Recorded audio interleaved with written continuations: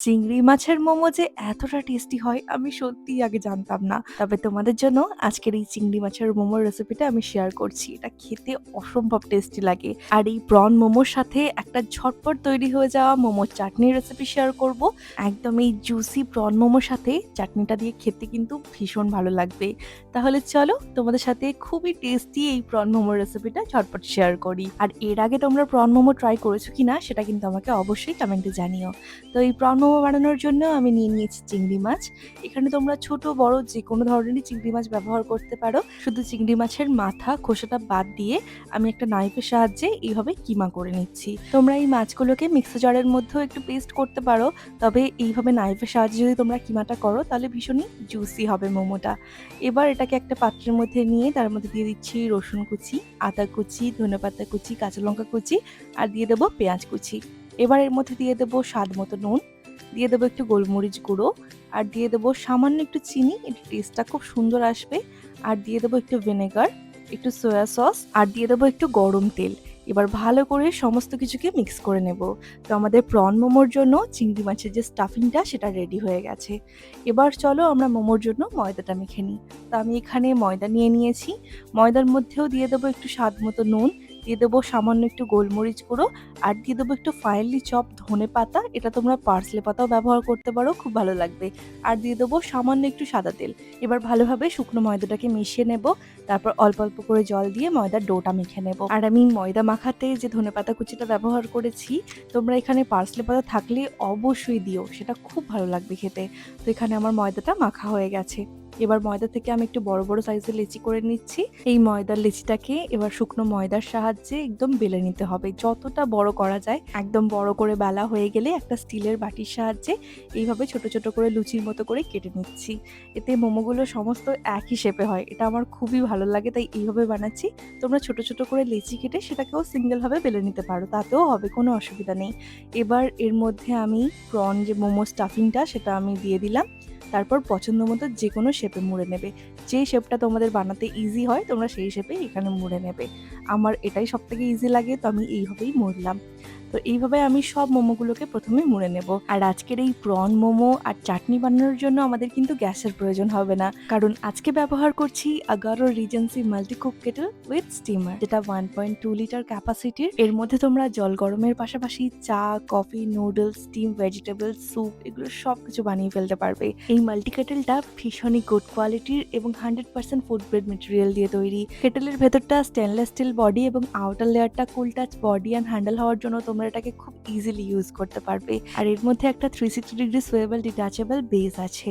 600 watt আগারোর এই মাল্টিকুক কেটেলটার মধ্যে একটা স্টেনলেস স্টিল স্টিমিং পট দেয়, যার মধ্যে তোমরা নানান ধরনের ভেজিটেবল স্টিম করতে পারবে বা এর মধ্যে তোমরা মোমো বানাতে পারো, যেমন আজকে আমি বানাবো। আর আছে এর মধ্যে একটা স্টেনলেস স্টিল র্যাক, আছে একটা প্লাস্টিক বোল যার মধ্যে তোমরা চকোলা বা কেক বা যে কোনো ধরনের কেক বা স্টিম ভেজিটেবলসের জন্য এটাকে ইউজ করতে পারো। এইভাবে স্ট্যান্ডটা রেখে তার মধ্যে আমি প্লাস্টিক বোলটাকে রেখে ঢাকা দিয়ে এইভাবেই কিন্তু কুক করতে পারবে। আর আছে একটা এগ বয়লিং ট্রে, এর মধ্যে তোমরা একসাথে 6টা ডিম সেদ্ধ করে নিতে পারবে। আর আছে এর মধ্যে একটা ট্রান্সপারেন্ট গ্লাস লিডও, যার সাহায্যে তোমরা দেখতে পারবে খাবারটা ঠিক কতটা তৈরি হয়েছে। মানে ওভারঅল বলতে গেলে এটা ভীষণই ইউজফুল একটা প্রোডাক্ট। যারা স্টুডেন্ট আছো, অফিস গোয়ার্স বা হস্টেলে থাকো, তাদের তো এটা ভীষণই কাজে আসবে। আর এর সাথে একটা ইউজার ম্যানুয়াল গাইড বুকও দেয়। তো এবার কেটেলের মধ্যে দিয়ে দিচ্ছি আমি জল। এখানে minimum maximum water level mark করাই আছে। তো আমি যেহেতু এর মধ্যে মোমোটা স্টিম করব, এই কেটেলের মধ্যে জল দিয়ে দিচ্ছি আর জলের মধ্যে 3টে বড় সাইজের টমেটো দিয়ে দেবো। আর দিয়ে দেবো বেশ কয়েকটার মতো শুকনো লঙ্কা আর 8-10টার মতো রসুনের কোয়াও দিয়ে দিলাম। এবার এটাকে আমি অন করে দেব। এই যে অন করার পর এখানে একটা ব্লু লাইট ইন্ডিকেটর আছে, যেটা বোঝাবে আমাদের কেটেলটা কিন্তু অন হয়ে গেছে। এবার জলের মধ্যে নুন দিয়ে আমি টমেটো, শুকনো লঙ্কা আর রসুনটাকে বয়েল হতে দেব। আর ওপরে আমি মোমোটাকে স্টিম করে নিচ্ছি। তার জন্য স্টিমিং পটটা রেখে তার মধ্যে থেকে একটু অয়েল ব্রাশ করে মোমোগুলোকে আমি একটু ছাড় করে সাজিয়ে নেব। মানে এই একটা কেটেলের মধ্যে আমাদের নিচে চাটনির জন্য টমেটোগুলোও সেদ্ধ হয়ে যাবে আর উপরে আমাদের ততক্ষণ মোমোটাও স্টিম হয়ে যাবে। তো মোমোগুলো দিয়ে ওপর থেকে আরেকটু অয়েল ব্রাশ করে দিচ্ছি, এতে মোমোটা ভীষণই সফট হবে। তারপর গ্লাস লিডটা দিয়ে আমি কভার করে দিয়ে এটাকে স্টিম হতে দেব। প্রায় 15 মিনিট পর আমি একটু ঢাকনাটা খুলে চেক করে নিচ্ছি। আমাদের মোমোগুলো কিন্তু একদম পারফেক্টলি স্টিম হয়ে গেছে। তো এবার এগুলোকে নামিয়ে নেব। আর এদিকে কেটেলের মধ্যে চাটনির জন্য টমেটো, শুকনো লঙ্কা আর রসুনটাও সেদ্ধ হয়ে গেছে। টমেটোর খোসাটা বাদ দিয়ে এবার এগুলোকে পেস্ট করে নেব। যেহেতু গরম আছে তাই পেস্ট করার জন্য কয়েকটা আইস কিউব দিয়েছি। এতে মিক্সির মধ্যে কিন্তু ঝটপট আমাদের এগুলো পেস্ট হয়ে যাবে। পেস্ট করা হয়ে গেলে এবার একটা প্যানের মধ্যে সামান্য একটু তেল গরম করে নিচ্ছি। এর মধ্যে দিয়ে দেবো অল্প একটু পেঁয়াজ কুচি। পেঁয়াজটা হালকা নেড়েচেড়ে এর মধ্যে টমেটো, শুকনো লঙ্কা আর রসুনের পেস্টটাকে দিয়ে দেবো।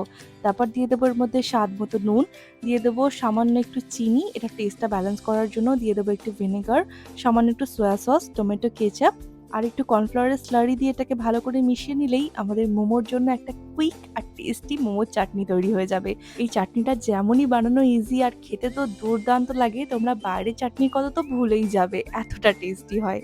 তো তাহলে আমাদের মোমোর চাটনি, মোমো সব রেডি হয়ে গেছে। এবার এগুলোকে সার্ভ করে নেওয়ার পালা।